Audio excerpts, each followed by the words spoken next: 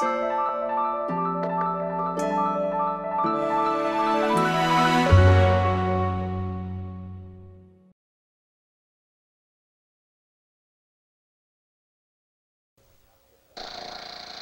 out. That's what families in the Coachella Valley are doing tonight.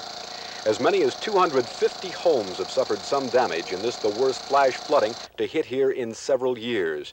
Roads have literally disappeared, being replaced with deep sand canyons.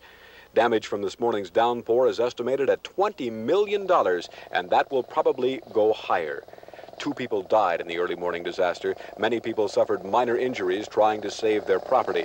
The Red Cross has set up an emergency housing center at College of the Desert in Palm Desert.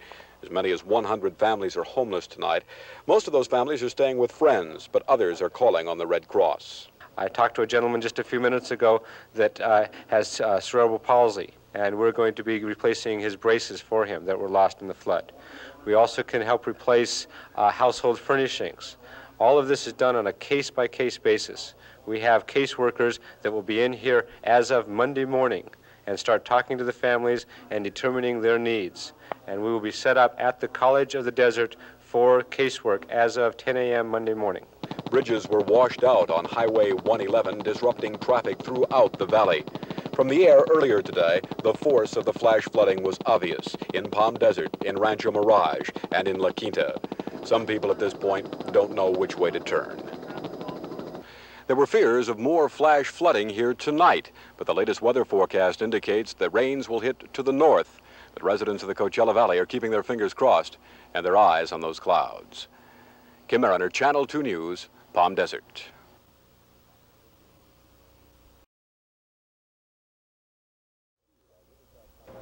It's easy to see why Riverside County supervisors today declared Palm Desert and Rancho Mirage disaster areas.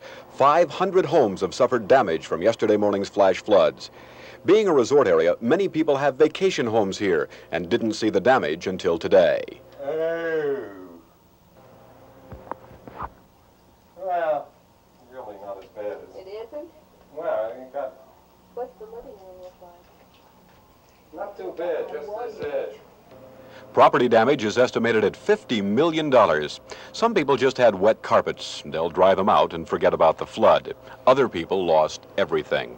On Beavertail Drive in Palm Desert, it's neighbor helping neighbor, trying to get things back to normal. For some people, it will never be normal again. My neighbor up the street, 78 years old, we picked her out of the mud. She heard her wall crack.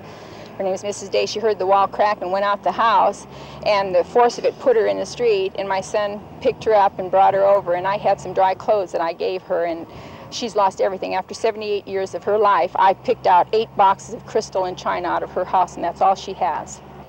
Work crews are still filling sandbags, trying to prevent water runoff from doing further damage to the roadways. Many roads were literally washed away. Highway 111, the main road between Palm Springs and Palm Desert, is closed. The bridge was washed out. 20-year-old Mark Garcia of Rancho Mirage was killed here when his car got caught up in the rushing water. Caltrans workers in 100-degree temperatures are trying to get this roadway reopened. Well, if it ain't luck at all, we'll have a temporary route through here, at least 2 lanes, so we can put traffic through here as early as maybe tomorrow morning. Swimming pools are nothing but mud holes. Automobiles were tossed around like toys. This was the backyard of the Edward Spanier family. The mud is so thick it's impossible to enter the back of the home. This is a $200,000 loss. Mr. and Mrs. Spanier were trapped in the house when the flash flood hit yesterday morning. All the debris was coming down. We couldn't get out. We were just in there. And we were there for 2 hours praying. That's all I was doing was praying. For the Spanier family, it's a total loss. They'll have to tear this house down and build again somewhere else. But Mrs. Spanier is philosophical. She said yesterday, while she and her husband were trapped in this house, she realized how unimportant the material objects were. She says she's just lucky and glad to be alive. Kim Mariner, Channel 2 News, Palm Desert.